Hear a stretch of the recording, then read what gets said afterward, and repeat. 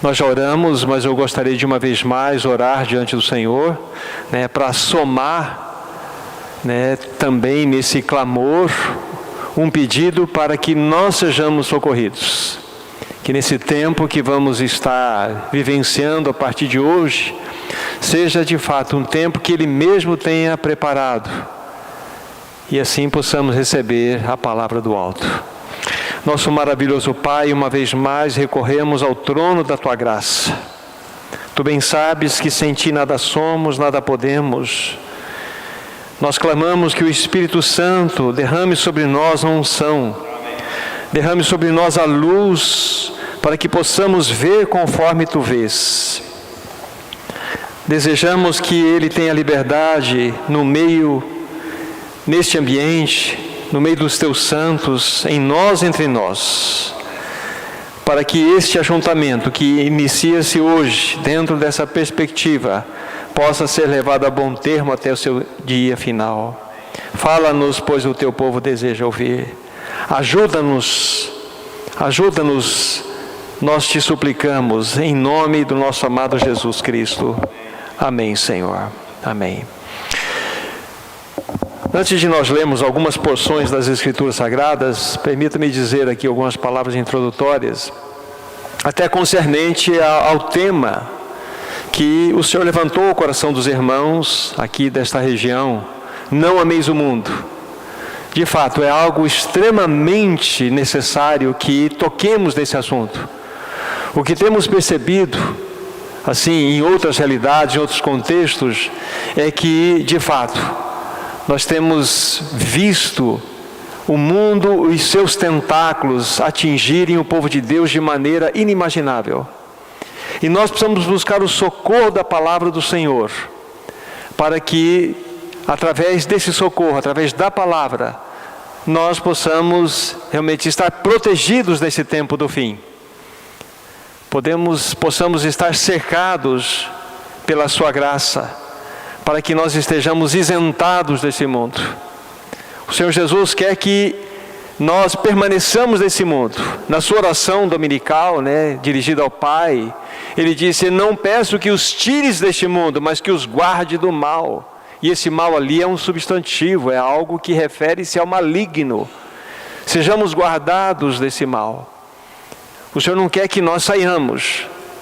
Primeiramente, o que Ele faz conosco? Ele nos tira deste mundo, pela obra do novo nascimento. Ele nos saca deste mundo. E depois de Ele nos tirar deste mundo, com a sua vida em nós, Ele nos envia para este mundo. Mas agora como aqueles que serão luz nesse mundo, que serão sal nessa terra. Então esse é o nosso objetivo, esse é o nosso propósito.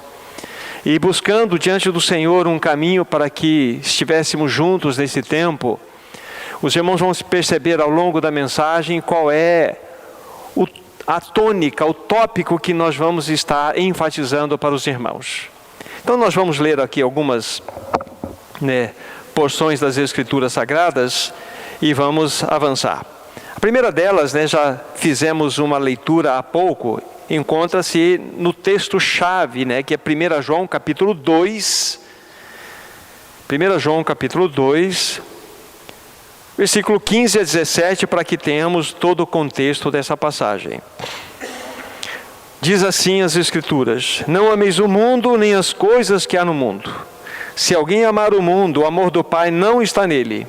Porque tudo o que há no mundo, a concupiscência da carne, a concupiscência dos olhos e a soberba da vida, não procede do Pai, mas procede do mundo. Ora, o mundo passa bem como a sua concupiscência. Aquele, porém, que faz a vontade de Deus permanece para sempre. Segunda porção, Tiago capítulo 4, versículo 4. Bem pertinho aí, alguns livros para trás. Tiago 4, 4. A palavra de Deus assim diz: adúlteros e adúlteras, não compreendeis que a amizade do mundo é inimiga de Deus? Aquele, pois, que quiser ser amigo do mundo, constitui-se inimigo de Deus. Uma outra versão, inclusive a minha, diz infiéis. Mas a palavra correta, quando a gente observa lá no seu sentido original, é essa expressão mais forte, né? Adúlteros e adúlteras, não compreendeis que a amizade do mundo é inimiga de Deus? Né? Aquele que quiser se constituir amigo do mundo, se torna inimigo de Deus, diz aqui a palavra de Tiago. Uma outra porção, Isaías capítulo 30,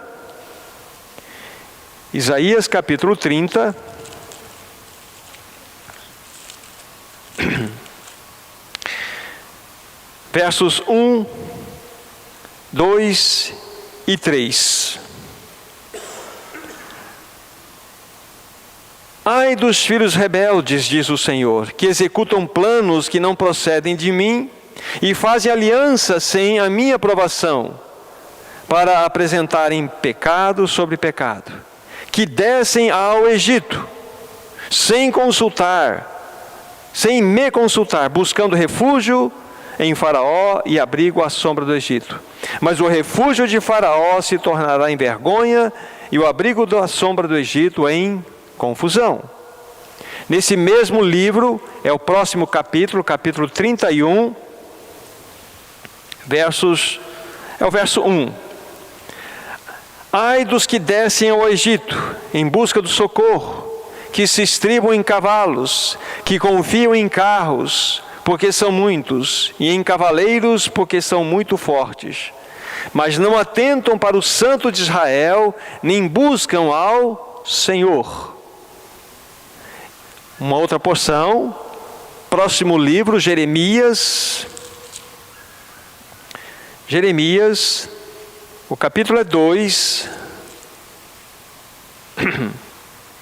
versículos 11, 12 e 13.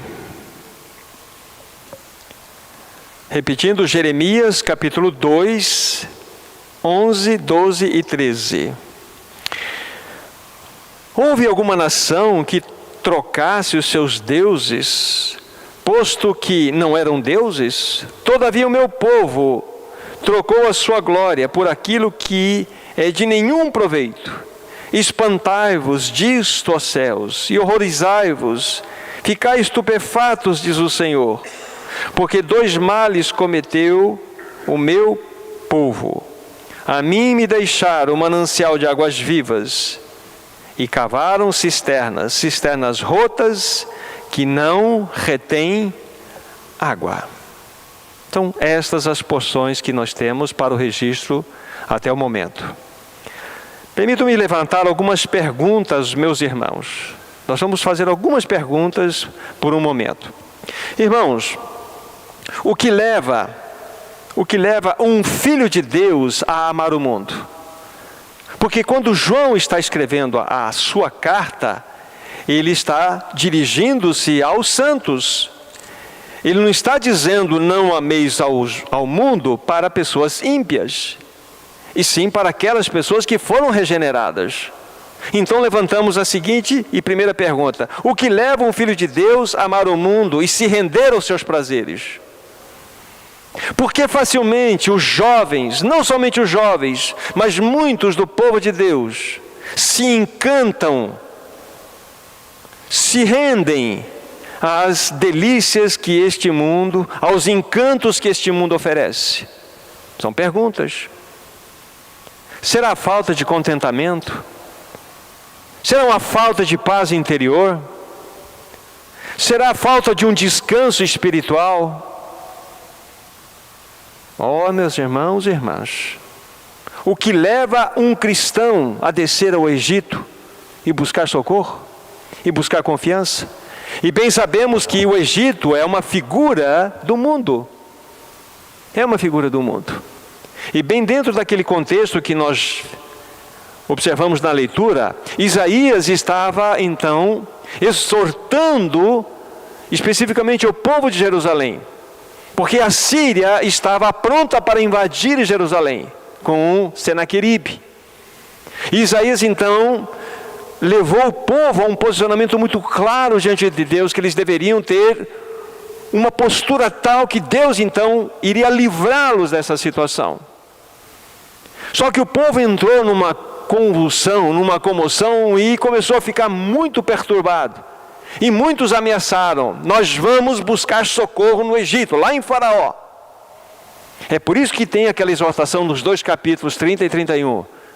Ai daqueles que descem ao Egito e buscam confiança, buscam segurança nos costados de Faraó e não buscam ao Senhor. Por que será que muitos cristãos descem ao Egito? Só para que nós tenhamos um final dentro desse contexto que eu levantei de Isaías, pela infinita bondade de Deus, depois vocês podem, desejando assim, a partir do capítulo 36 de Isaías, vocês vão perceber como que Deus de maneira miraculosa livrou a Jerusalém de ser tomada pelos assírios.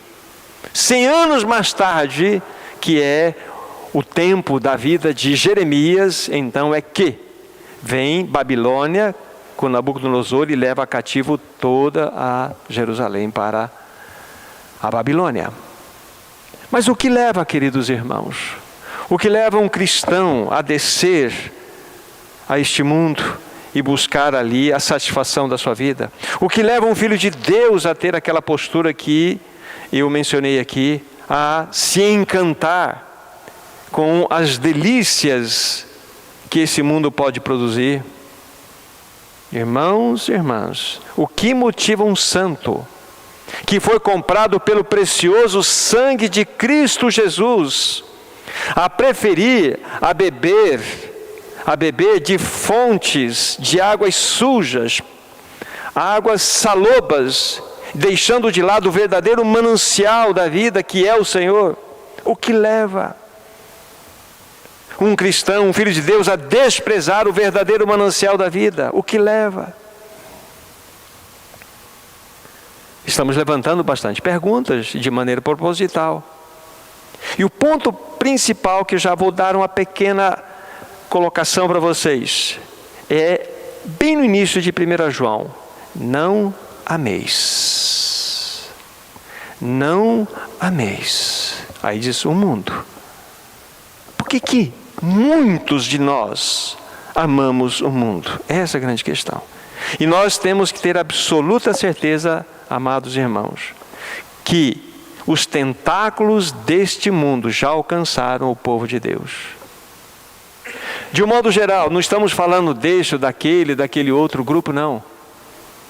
Mas os tentáculos do mundo já chegaram no meio do povo de Deus.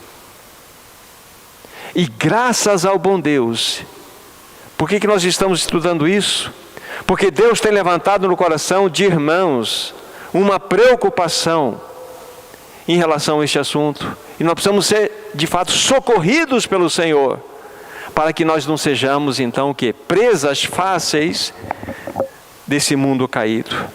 Não há a menor dúvida, amados irmãos e irmãs, a igreja, de um modo geral, ela está misturada.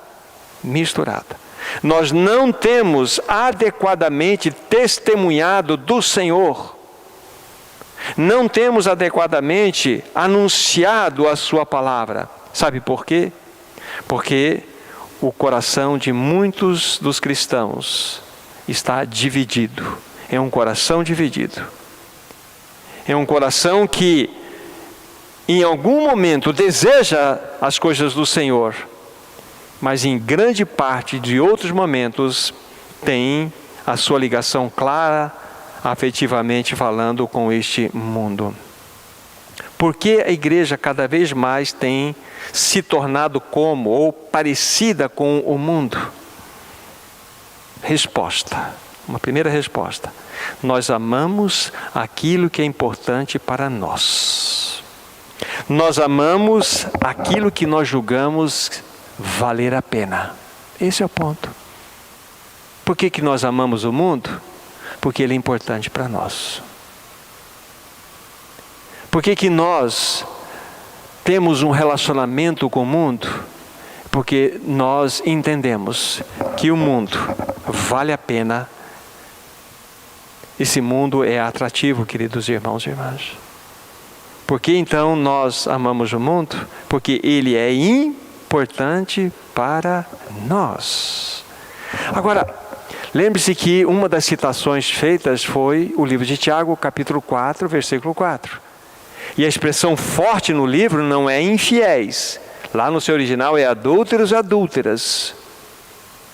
E fala da amizade. Sabe por quê? Por que o Espírito Santo trouxe esta palavra tão forte ali?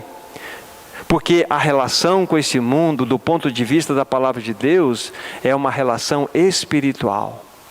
Não hoje, não amanhã, mas depois nós estaremos vendo que este mundo é uma entidade espiritual, lógico, caída. E qualquer relacionamento que nós tivermos com esse mundo é um adultério, segundo as Escrituras Sagradas. Então veja como o assunto é tremendamente sério. E o mundo é extremamente sutil.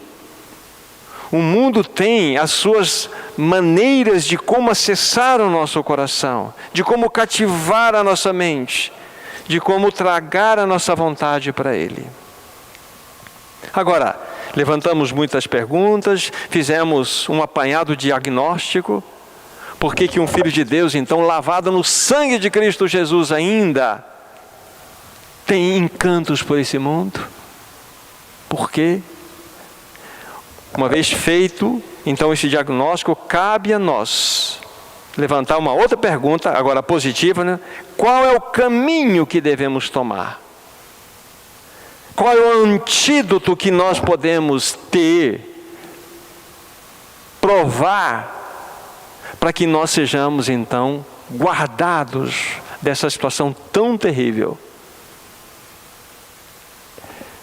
Nós devemos ter sempre em mente no coração, irmãos e irmãs, que foi exatamente esse sistema, esse mundo que tem como orientador, como, vamos dizer assim, o governador principal, Satanás, esse mundo que crucificou a Cristo.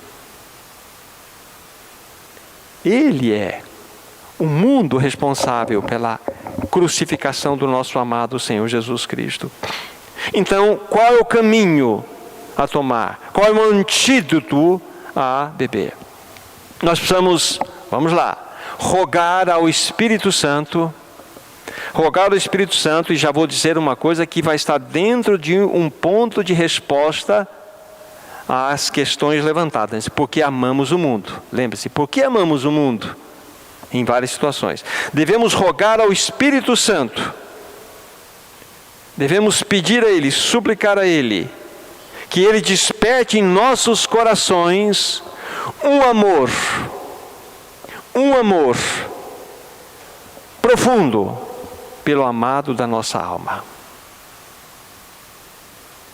Nós precisamos rogar que o Espírito Santo desperte em nossos corações um amor profundo pelo amado Senhor Jesus Cristo. Precisamos rogar. Então já demos um passo. Porque amamos o mundo? A palavra diz assim: não ameis o mundo. E eu levantei as perguntas: por que amamos o mundo? Por que o povo de Deus ama o mundo? Por quê? Por quê? Por quê? Por quê? Então nós precisamos agora, qual é a saída então? Rogar ao Espírito Santo, que Ele desperte em nossos corações um amor profundo pelo Senhor. A atitude prática é esta. Porque quando você e eu tivermos nossos corações adequadamente ganhos pelo Espírito Santo, e Ele começar a jogar seu farol maravilhoso sobre Cristo Jesus, tenha certeza que os encantos do mundo irão desaparecer. O brilho desse mundo, como diz um cântico, vai se apagar diante desse tão glorioso Senhor Jesus Cristo. Então, por que amamos o mundo? É porque nós não amamos ao Senhor. E não tenha dificuldade de dizer isto, porque esta é a nossa realidade. Podemos ter uma consideração por Ele, mas um amor, conforme vamos ao desenrolar do nosso pensamento pela manhã, hoje, é um amor que envolve intimidade. Vocês se lembram, queridos irmãos, já podem abrir Apocalipse capítulo 2, por favor? Qual foi a queixa do Senhor com aqueles irmãos da igreja em Éfeso, João escreveu 7 cartas, às igrejas da Ásia. E na segunda carta que João escreveu, que é a carta aos irmãos em Éfeso, o Senhor mostrou que havia uma queixa. Capítulo 2, deixa eu chegar aqui, versículos 4 e 5. Diz assim: tenho, porém, contra ti, que abandonaste o teu primeiro amor. E o início do versículo 5, lembra-te, pois, de onde caíste. Aqui está. Textos como este, queridos irmãos e irmãs, precisam ser lidos também com o nosso coração.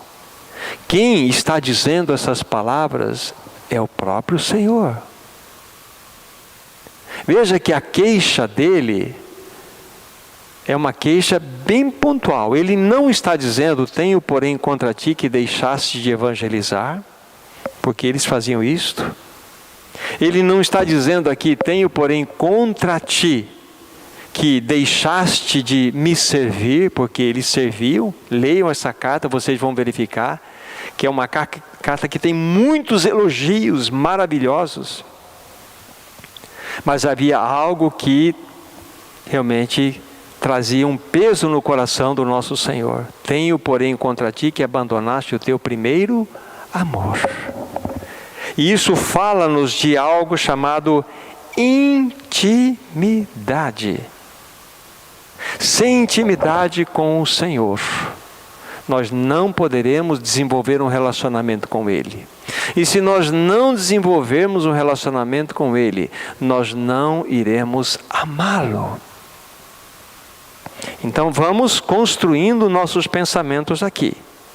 Muito importante.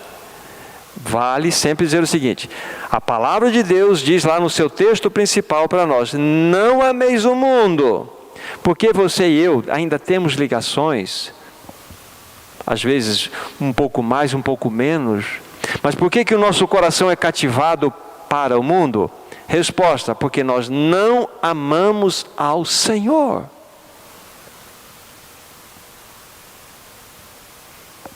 Aí nós vimos o quê?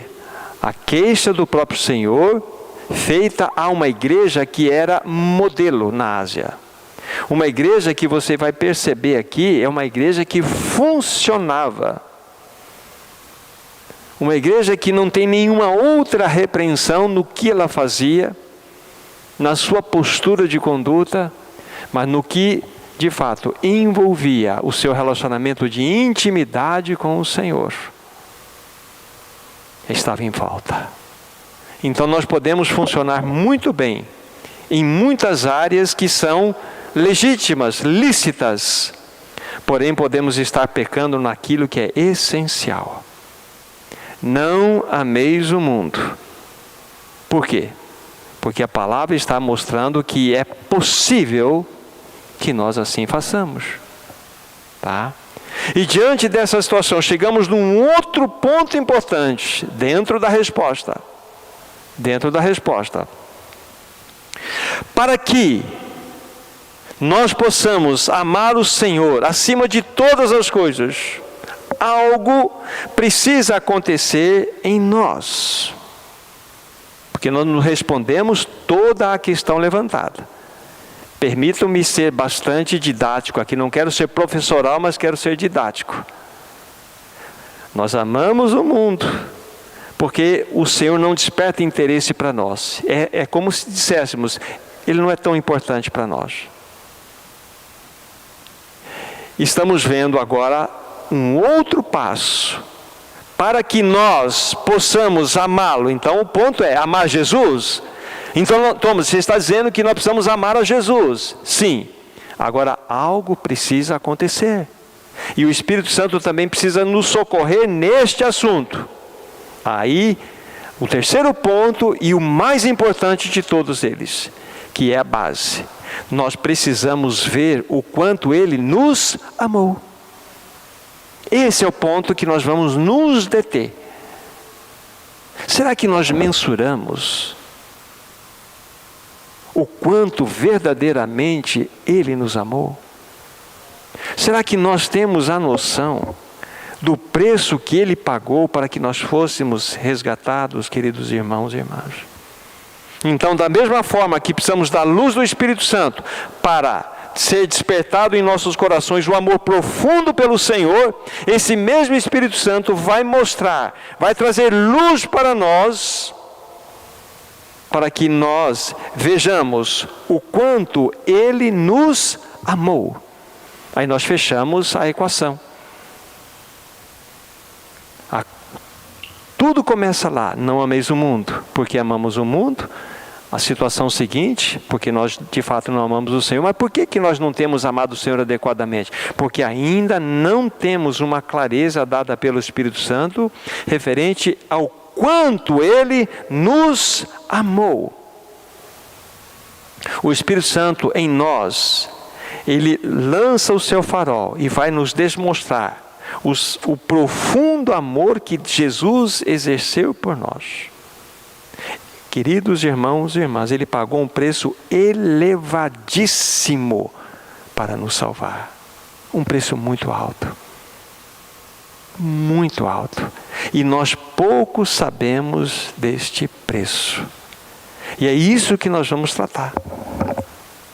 Nas outras reuniões, nos outros encontros, nós vamos falar de aspectos que estão circundados a este assunto que vamos tratar hoje, amanhã, talvez depois, mas como fundamento, porque eu digo com absoluta convicção no coração, o Espírito Santo abrindo os nossos olhos e nós conseguirmos enxergar a face de amor do Senhor, vai ser despertado no nosso coração um amor tão profundo pelo Senhor, tão profundo, que este mundo vai perder todo o seu brilho, todo o seu brilho.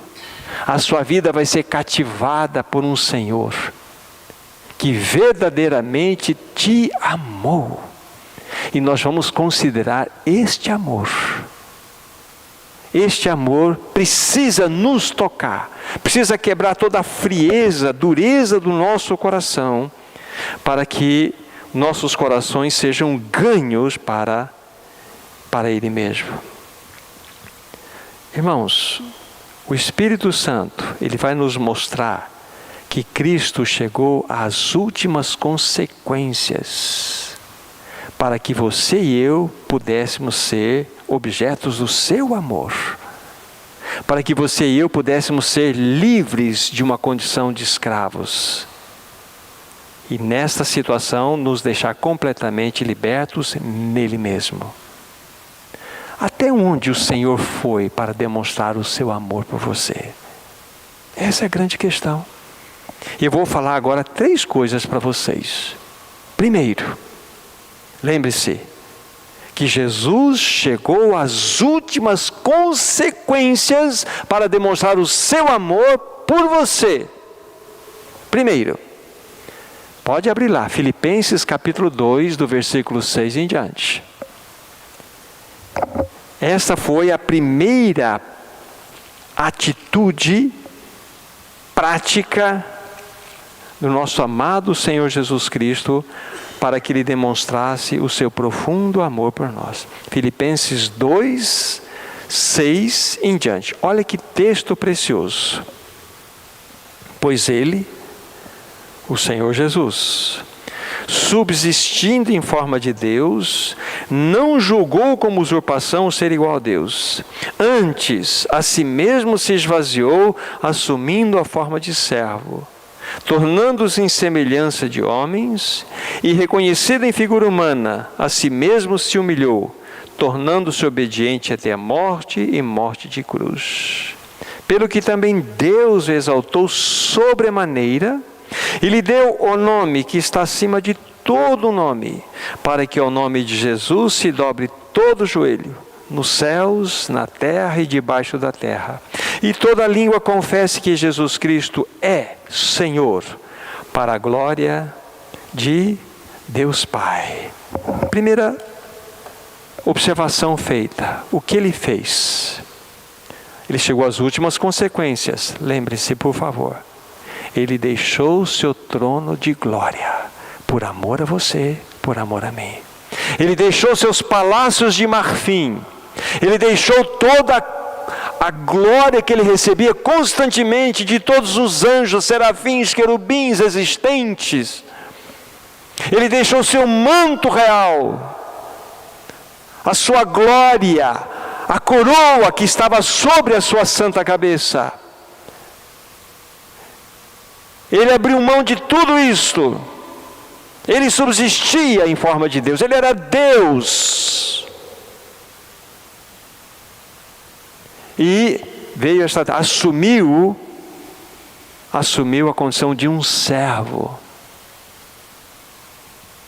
tornando-se, como nós temos lá, semelhante aos homens, e reconhecido em figura humana, tornando-se obediente até a morte. Ele se esvaziou de si. Então, qual que é a primeira observação que eu faço para meus irmãos? Por amor a você, por amor a mim, ele deixou o seu trono de glória. O Filho eterno de Deus deixou o seu trono de glória. Quando Jesus nasceu, ele não se tornou uma pessoa ali quando ele saiu do ventre de Maria. Jesus é a única pessoa que quando nasceu já existia, pois ele é o Filho eterno de Deus. O que ele ganhou quando ele nasceu da Virgem Maria foi uma natureza humana. Ele já era o Filho eterno de Deus, com uma natureza santa perfeita.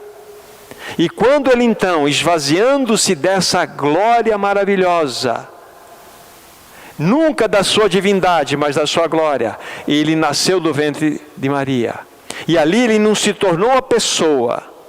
Ele já era uma pessoa, mas ele adquiriu uma nova natureza, uma natureza humana. Então Jesus Cristo é o Filho eterno de Deus, uma pessoa com duas naturezas. Ele fez isso porque ele amou você.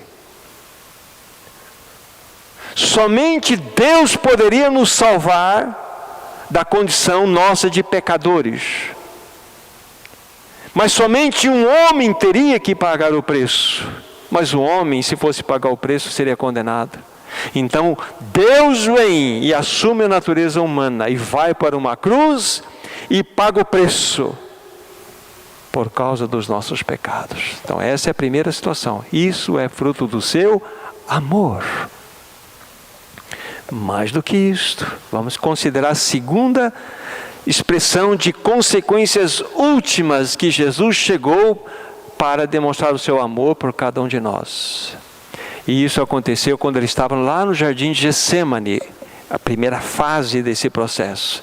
Vocês se lembram quando Jesus entrou no jardim e começou a orar? Pai, se possível, passe de mim este cálice, por 3 vezes. Por 3 vezes. E há o evangelista Lucas que relata que a dor, o sofrimento dele era tamanho que ele começou a transpirar gotas de sangue. Tamanha a aflição. Mas por que será? Ele estava com medo de ir para a cruz? Será este o problema de Jesus? Não. Nós sabemos, eu vou até citar um aqui, logo mais. A igreja teve muitos mártires que quando marchavam para serem mortos ou serem lançados para comer, serem comidos por leões, para serem queimados em estacas, para serem decapitados, eles iam cantando. Então Jesus estava com a aflição da morte. Aí entra o segundo ponto das últimas consequências que Jesus chegou para que você e eu pudéssemos desfrutar do seu amor. Ele sabia que quando ele estivesse pendurado lá no madeiro, ele iria clamar: Deus meu, por que me desamparaste? Os nossos pecados estariam sobre ele.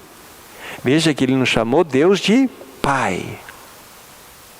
Chamou Deus de Deus, porque ali haveria, e como houve, uma interrupção de uma comunhão eterna, que ele sempre desfrutou com seu Pai. Então ele, no seu coração,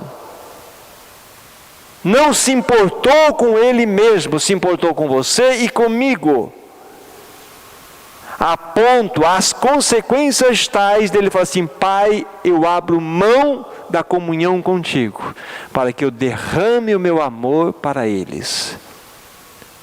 Não ameis o mundo. Estamos entendendo? E por que nós amamos o mundo? Porque nós não o amamos adequadamente. E por que nós não o amamos adequadamente? Porque nós pouco conhecemos do grande, excelso, maravilhoso amor que Ele demonstrou por nós na cruz. Já vimos mesmo antes até da cruz, Ele deixou o seu trono de glória. Sabia, como diz um cântico, o seu destino aqui. Por amor a você, por amor a mim. Que amor é este, irmãos e irmãs? Que amor poderoso é este? Então, quando o Espírito Santo começa a nos mostrar essas realidades do amor, nossos corações começam a ser quebrantados, amolecidos, e vamos perceber o quanto somos amados. Somos objetos, frutos do amor desse Deus maravilhoso, desse Senhor maravilhoso. Então, o segundo ato consequencial da expressão de amor de Jesus foi que Ele decidiu abrir mão de uma comunhão eterna por você e por mim. Não é amor? É amor, queridos irmãos e irmãs. É amor. Mais do que isso. O terceiro ato de consequência majestosa da demonstração deste amor. Ele desceu ao inferno.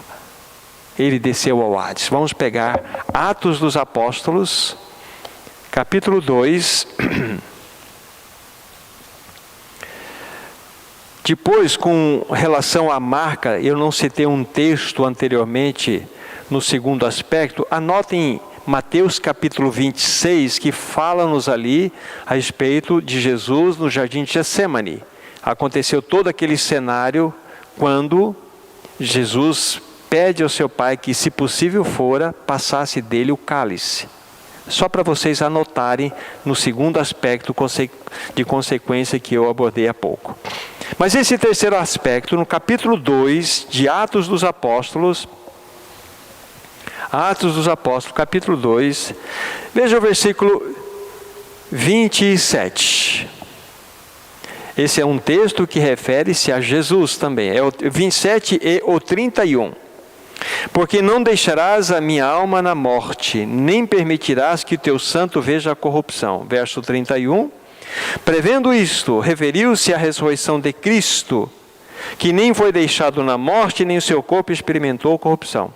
Quando nós lemos esse texto, nessa versão inclusive que eu li, que é minha, a palavra morte aqui, ela não está bem traduzida. No original é Hades, inferno. Essa é a palavra lá no original. Olha só, verso 31 novamente. Referiu-se à ressurreição de Cristo, que nem foi deixado no Hades, e nem seu corpo experimentou corrupção. Por amor, Jesus desceu ao Hades, ao inferno. Jesus foi para o inferno?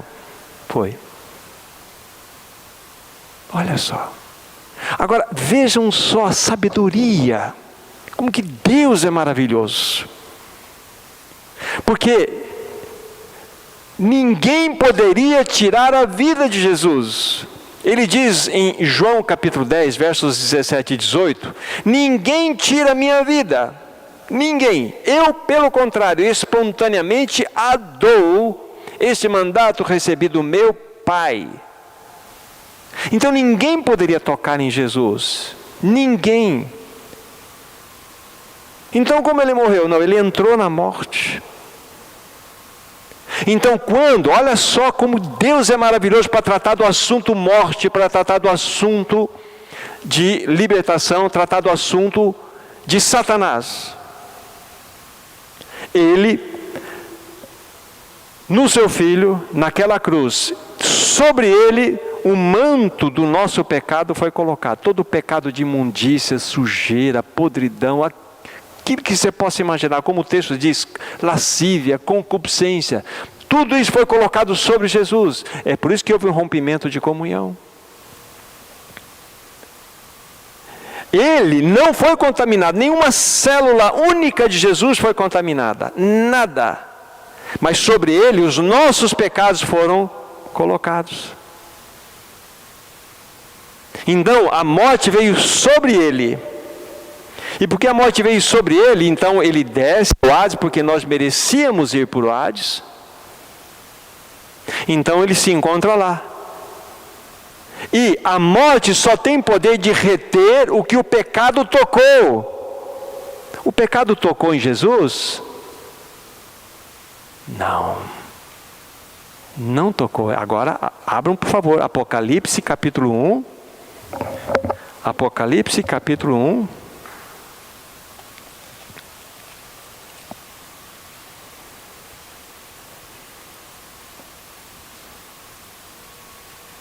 Versículos 17 e 18. Olha que precioso texto. Quando o vi, caí aos seus pés como morto. João está falando. Porém ele, o Senhor, pôs sobre mim a mão direita e disse: não temas, eu sou o primeiro e o último, aquele que vive. Estive morto, mas eis que estou vivo pelos séculos dos séculos e tenho as chaves da morte e do inferno. A morte não poderia reter Jesus, porque o pecado não tocou Jesus, mas sobre ele os nossos pecados foram colocados. Então ele desce ao Hades. Olha só a genialidade dele. E lá ele tratou de uma maneira perfeita e eterna. Ou seja, ele tem as chaves da morte e do inferno. Ele destruiu a morte. Ele entrou no seio da morte. Porque a única forma de destruir a morte seria entrar no seio dela. E ele vai, ele não pecou não com seus pecados, mas com os nossos pecados. E o que acontece? Ele vai, só que ele está santo, absolutamente santo. Ele sai de lá com as chaves da morte e do inferno. Que Jesus maravilhoso nós temos. Que Jesus maravilhoso, poderoso. Poderoso. Isso ele fez por amor a você, por amor a mim. Então nós começamos a compreender um pouco quando a palavra diz: não ameis o mundo. Por que há este amor, essa paixão por esse mundo, essa atração? É porque nós não amamos a Jesus. E por que nós não amamos Jesus? Porque pouco sabemos o quanto Ele nos amou, até onde Ele foi, a que consequências Ele se envolveu para que nós pudéssemos ser objetos do seu amor. Essa é a linha de pensamento que eu estou trazendo para vocês. Então, qual é a nossa maior necessidade? Que o Espírito Santo mostre para nós que nós fomos amados. Nós somos objetos do amor de Jesus, queridos irmãos e irmãs. Objetos. Ele é tão maravilhoso, é algo inimaginável para nós. Vocês se lembram que depois da ressurreição de Cristo, de Jesus, Ele vai aparecer para os seus discípulos. Ele aparece num ambiente onde houve lá uma manifestação de incredulidade. Tomé falou assim: não acredito, só se eu colocar a mão lá no buraco da ferida. Jesus falou assim: coloca aqui.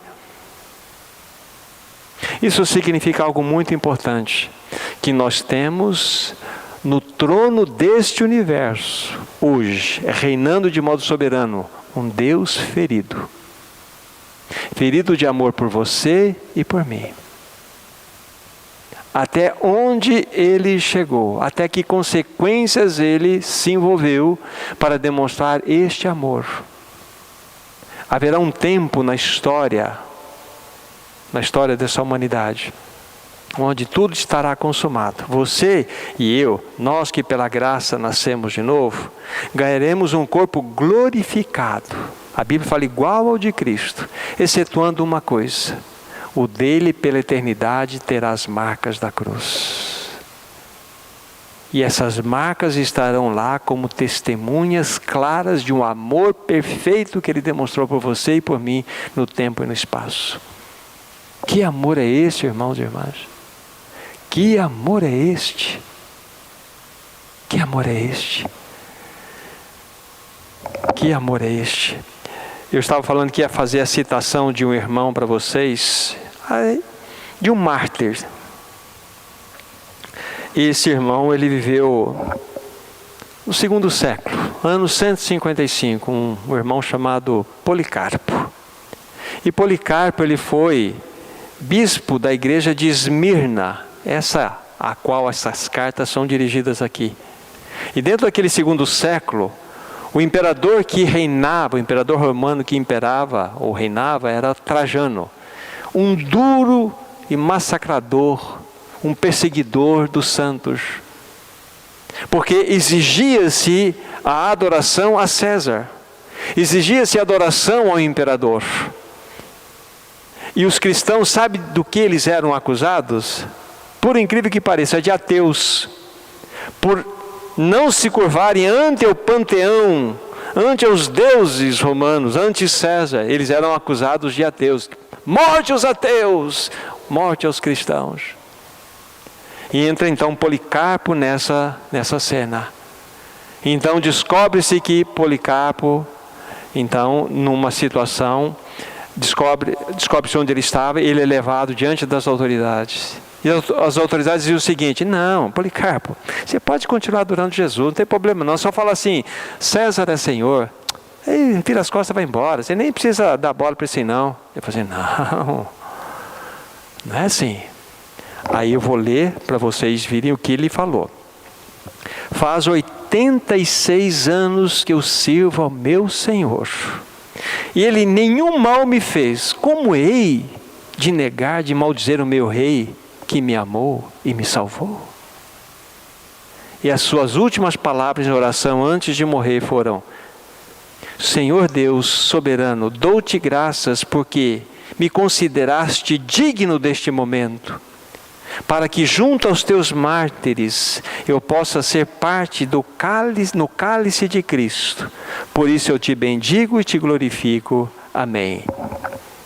E então morreu queimado pelas chamas. Que coisa impressionante.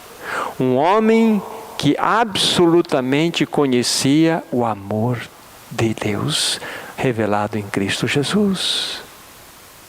Um homem que verdadeiramente amava Jesus e com absoluta certeza não se rendeu a este mundo cruel. Ele não amava o mundo, porque ele não pertencia mais a este mundo.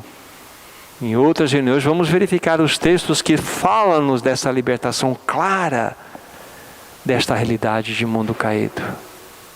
Então estamos montando dentro do nosso coração, em especial, também na mente, que faz parte, esta realidade. O texto principal diz: não ameis o mundo.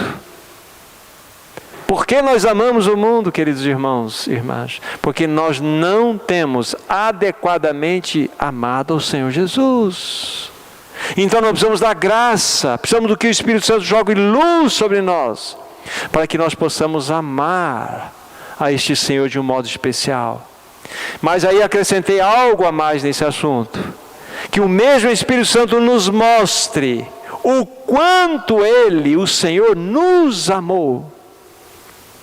Aí nós temos a equação fechada.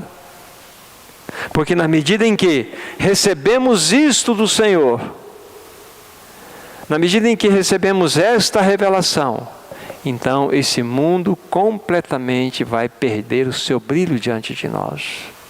E como há pouco falei, este mundo, e a gente vai estar falando sobre isso, é muito mais do que os toques materiais que nós temos por aí, os aspectos criacionais. Esse mundo é uma entidade espiritual caída. Tá? Deixe-me adiantar algo para vocês.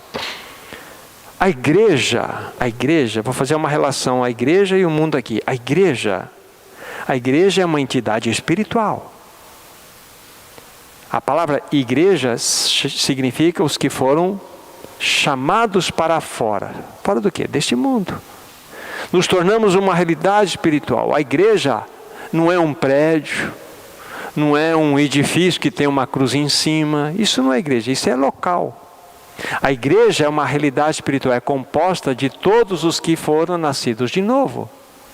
Então nós que nascemos de novo fazemos parte do corpo de Cristo. E o corpo tem muitos membros, tem mãos, tem pés, tem braços, tem orelha. Cristo hoje se movimenta pela sua igreja. Como, por exemplo, Cristo, ele vai abençoar uma pessoa que não conhece o Evangelho, se você não se levantar e andar até aquela pessoa e anunciar o Evangelho. Ou seja, Cristo, ele se movimenta por você. Cristo se movimenta pelos seus lábios, quando você fala a palavra.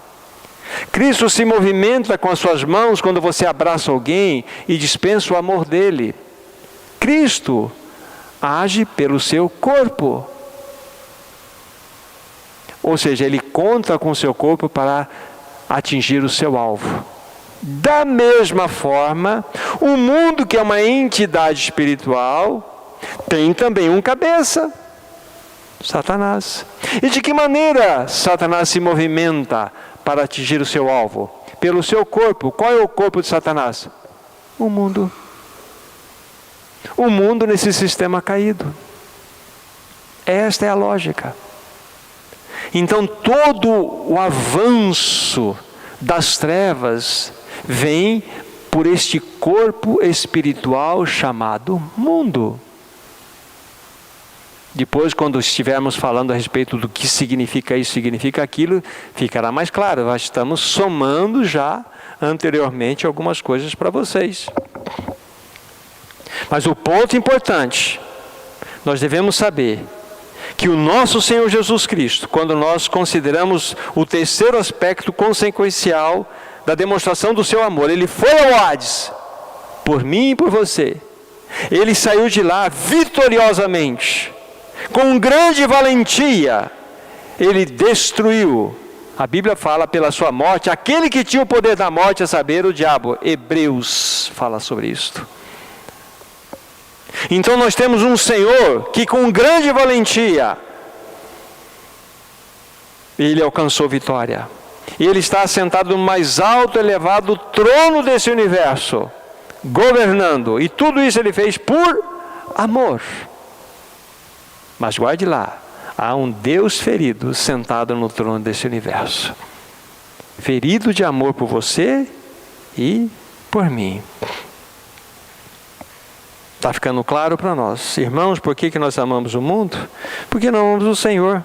Por que nós não amamos o Senhor? Porque nós não sabemos o quanto Ele nos amou. Então, qual que é a tecla que nós devemos bater? Senhor, pelo Teu Espírito Santo, mostra-me o quão fui amado. O quão fui amado. Então, nós vamos precisar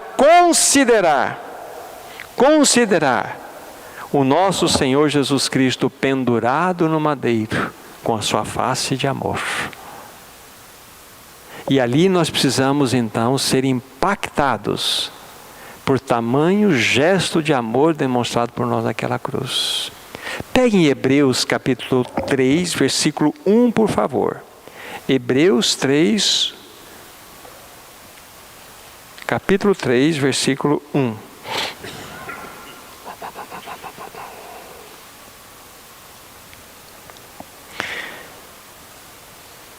Veja, é impressionante aqui. Por isso, santos irmãos, que participais da santa vocação, considerai atentamente o apóstolo e sumo sacerdote da nossa confissão, Jesus.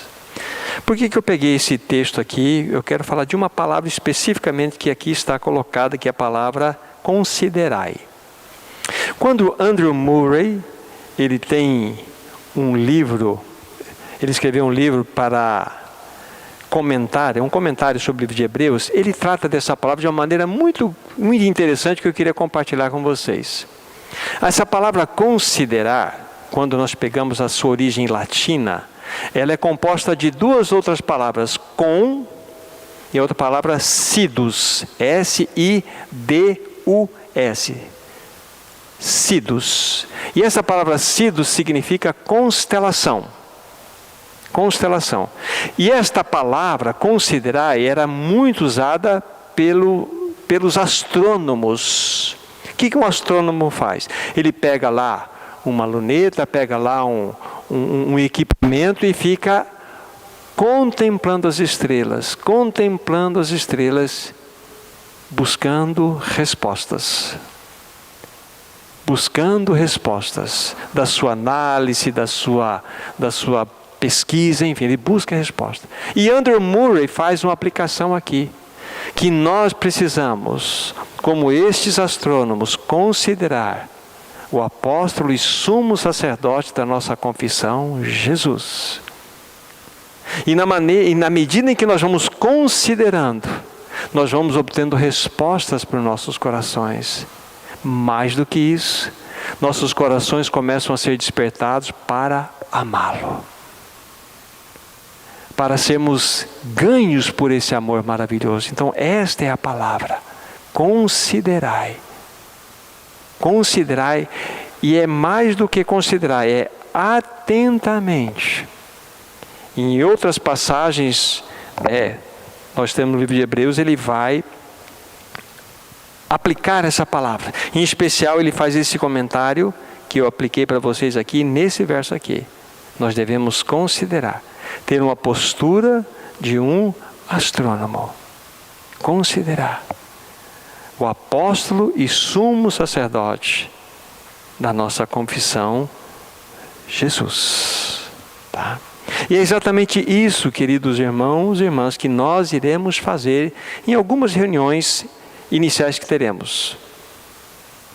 Talvez 2 ou 3, para então depois darmos um outro passo. Mas o que eu gostaria de deixar bem firmado, como base, como fundamento, é a necessidade de conhecermos o amor dele por nós.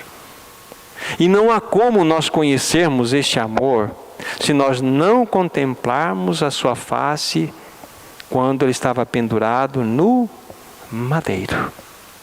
E se nós não formos tocados por este amor, vai demonstrar o quão rígidos, o quão endurecidos, o quão frios nós somos diante de tão grande amor. Nós precisamos olhar então, irmãos e irmãs, para o nosso amado Senhor crucificado naquela cruz. E ali nós vamos tocar o seu profundo amor. E quando nós estivermos fazendo isto, nós vamos fazer isto hoje à noite, começar hoje à noite. O que nós vamos fazer? Nós vamos precisar tirar, como essa expressão já foi dita outras vezes, nós vamos tirar as sandálias dos pés dos nossos corações. Porque o território que nós vamos entrar é território santo. É um território maravilhoso. Eu fico me perguntando, por que Deus permitiu que aquele cenário da cruz fosse todo ele exposto daquela forma? Jesus, ele foi crucificado nu. Lógico, quando nós vemos nas representações, por uma situação de respeito, se coloca ali um pano, uma tanga mas ele foi humilhado até o fim, por amor a você, por amor a mim. E eu fico pensando, meu Deus e Pai, por que o Senhor permitiu que teu filho fosse exposto dessa forma? Ele foi exposto de todas as maneiras. E nós vamos ver ao longo das considerações que tudo isso era necessário. E tudo isso faz parte de toda uma realidade, de o quanto Ele nos amou. O quanto verdadeiramente Ele demonstrou o seu amor por nós naquela cruz. O que nós iremos fazer então, depois? Nós vamos considerar 2 aspectos. Primeiramente, o primeiro aspecto vamos considerar os 7 brados que Ele deu na cruz. Jesus ficou pendurado no madeiro por 6 horas. Às 9 da manhã, no nosso horário, ele foi crucificado e foi render o Espírito às 3 horas da tarde. E ali, nesse período, ele bradou por 7 vezes. E nós vamos analisar cada um desses brados, para nós tocarmos o seu profundo amor dirigido a cada um de nós. Esse é o primeiro aspecto. E depois, num outro momento, nós vamos considerar os 6 milagres decorrentes da cruz. Nós vamos ficar impressionados. Os 6 milagres decorrentes da cruz. Em todo aquele momento ali, nós vamos conseguir ver, com a ajuda do Espírito, esses 6 milagres.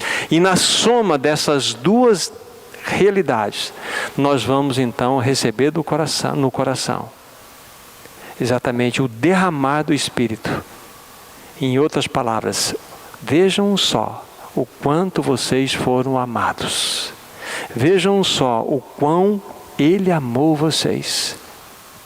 Isso é maravilhoso, queridos irmãos e irmãs. Isso é maravilhoso. Deixe-me dizer algumas palavras ainda para considerações finais. Para ficar gravado é muito importante, porque a gente possa avançar. João diz àqueles irmãos: não ameis o mundo, nem as coisas que há no mundo. Quem ama o mundo, o amor do Pai não está nele. Porque tudo que há no mundo, a concupiscência da carne, a concupiscência dos olhos, a soberba da vida, não é assim que está lá? Isso não procede de Deus, mas procede do mundo. Mas cuidado, o mundo vai passar, mas aquele que está no Senhor vai permanecer, vai estar habitando nele para sempre. Esse é o ponto. Não ameis o mundo. Essa é uma palavra para o meu coração, uma palavra para o seu coração. Agora, Espírito Santo, venha despertar no nosso coração um profundo amor pelo Senhor Jesus. Mas Espírito Santo, vem nos mostrar o quão fomos amados por esse maravilhoso Jesus Cristo. É isso que Ele vai fazer conosco a partir de hoje à noite. Vamos orar. Nosso maravilhoso Senhor, nós te damos muitas graças, porque a Tua palavra é completa, a Tua palavra é plena, e nós queremos verdadeiramente ser impactados pelo Espírito Santo. Nós queremos, de fato, ser tocados de tal forma que vamos conhecer o quão fomos amados. O quão fomos amados por esse Senhor tão glorioso. Desta forma, temos a certeza, amado e doce Senhor, que o Espírito Santo também irá colocar no nosso coração um amor profundo por aquele que deu sua vida por nós, o nosso querido Jesus. E assim, consequentemente, sabemos, Senhor, que este mundo, esse mundo perdido, essa entidade caída, não representará mais nada para nós. Nós só seremos aqueles que vivem nesse mundo para ser sal nessa terra e luz em toda essa realidade caída. Então ajuda-nos, querido Pai, pelo Teu poder, pela Tua santa palavra. É o que te pedimos, no nome do Teu precioso e bendito Filho, Jesus. Amém. Amém, meu irmão.